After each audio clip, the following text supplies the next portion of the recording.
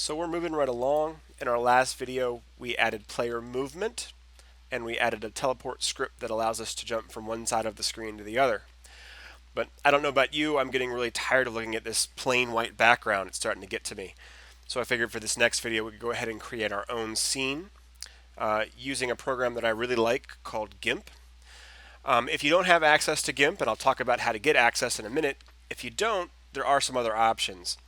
On this left-hand side of the screen, right now, Scratch is set to the sort of plain white backdrop. You can always choose backdrop from library here, and there are a few that will meet our needs. You could choose any one you want, of course. I think something like this neon tunnel could actually work.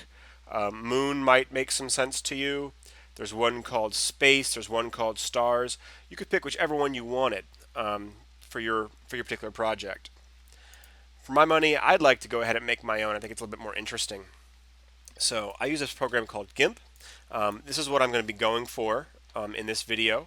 It's going to be a simple space scene with some stars, some colored nebula in the background, and this supernova happening in the very far background. Gimp can be accessed in at least two ways. First off, if you just head to Gimp's site, gimp.org, you can download it and install it. It's a wonderful program. It's open source, totally free. It can do a lot of the things that Photoshop can do, but the price is much more reasonable. Obviously, it's free. It's got a thriving community, and you can make all kinds of great things with it. So if you have access and the ability to download and install apps, this is a great way to go. If you don't, because you're not allowed to install things on the system you're using, another option is Gimp Online. This also works really well for Chromebooks. So it's this roll app site that allows certain programs that would normally need to be installed. It'll allow you to stream them over the internet, which is great. If you click Launch Online, it's going to ask you to sign in. You can sign in using your Google account or your Facebook. So that's really easy. So this is another great way of doing it. So without further ado, let's go ahead and launch into Gimp if you can, either way, and we'll get started on our space background. So once you've fired up Gimp, you're going to see a screen like this, and basically we haven't created a document yet. So let's go ahead and do that. We're going to go ahead and press File, New.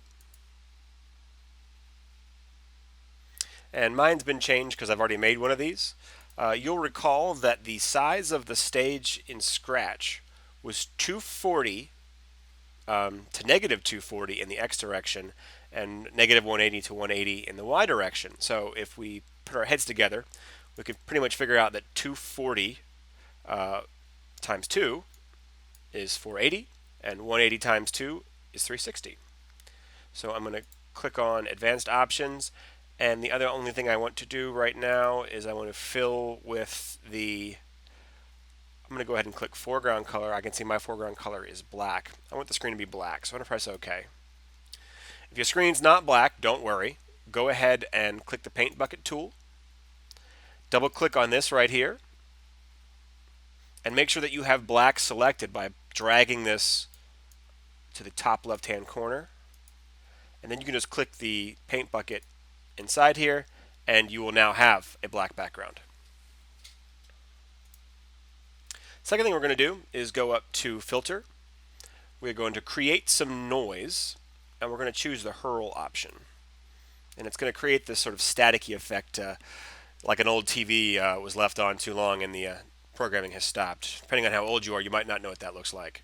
You can go ahead and choose Randomize and press OK. In order to get rid of the color, we're going to go up to Colors, Desaturate. Desaturate is just another way of saying we're getting rid of all the colors. And you can leave the settings here and press OK.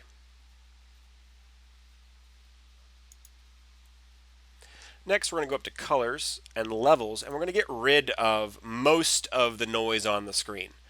Not all of it, but just enough so that we have a few stars left over. And we're going to do that by coming to this value right here and changing it to about 240 and pressing OK.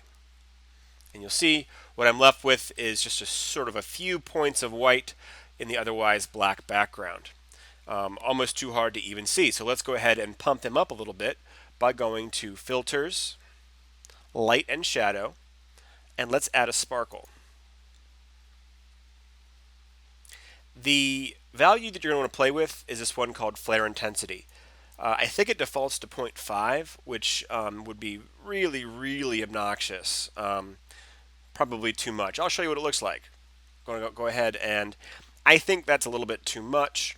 So I'm going to press Control Z. Recall that Control Z on most programs is going to undo my last step. So I'll go back up to colors. And I'm sorry, I'm going to go up to filters, light and shadow, and go back to sparkle. Something around 0.15, maybe 0.2. You can experiment on your own. Let's try 0.2 and press OK. And you'll see now the stars are going to pop out a little bit more. They're going to have that little lens flare effect. Like most graphics programs, Gimp operates with layers, and layers are just pieces that are sort of stacked on top of each other. Right now, over in the layers panel, we only have one. We have the background layer. I'm going to go ahead down to this bottom part with this white page and click it to create a new layer. We're going to call this new layer Nebula, and we're going to leave it set at transparency and press OK. And we are going to go up to filters. We're going to do render. We're going to create something new here. We're going to go to clouds, and we're going to make some plasma clouds. This one is going to pop up. It's going to give you a preview. You can go ahead and play around with the turbulence value. You can click off of randomize and click it back to get another random sample until you find one that you actually like. And once you have one that you like, you can press OK. And what you can do now is sort of up here with the nebula layer selected, I have this opacity bar, and I can drag this down so that it's less opaque.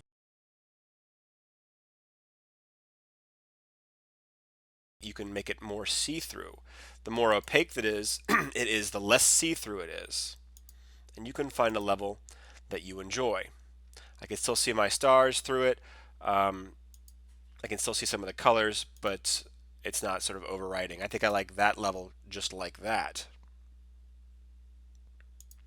And finally, let's add one more layer. I'll click the new layer button.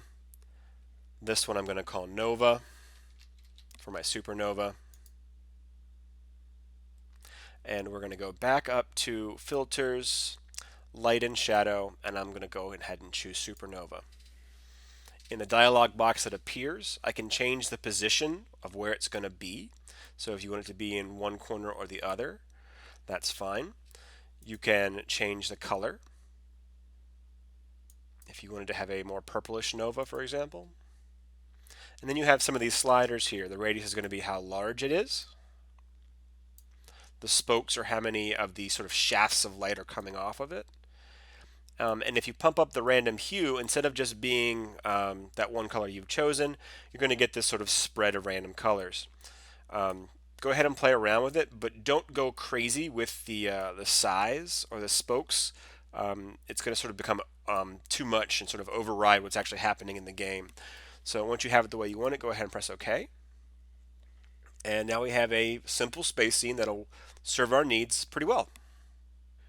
Depending on whether you're using the online version or the installed version, it's going to go a little bit differently. I'm using the online version.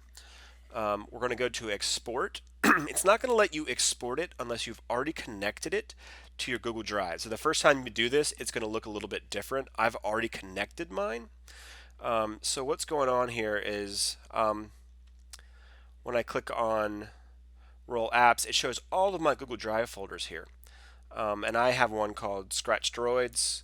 So I'm going to go in there. You see I already had that one space scene I created. I called it Space.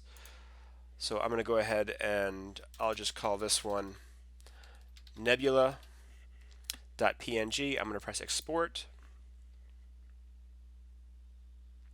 I'm going to go ahead and leave the settings to the defaults and press export one more time. And now it's been added to my Google Drive. You could also link Dropbox and a couple other ones. So whichever sort of online service you're using, that's fine. If you're just using the installed version, you can just export it directly to whatever folder you want to on your computer. Because I added mine to my Google Drive, it's showing up right here. I'm going to go ahead and download it. And I'm going to pop into Gimp real quick. Rather, I'll pop into Scratch real quick, that's what I meant to say. So I'm going to go to the new backdrop, and I'm going to upload one from the file. It's going to go to my downloads folder, and I believe it was called Nebula.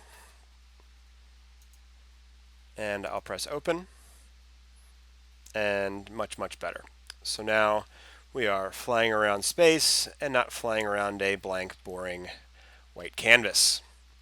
So, very good. This time we've added a background image to our game, and I think next time we're going to go ahead and tackle the task of having the fighter shoot some bullets.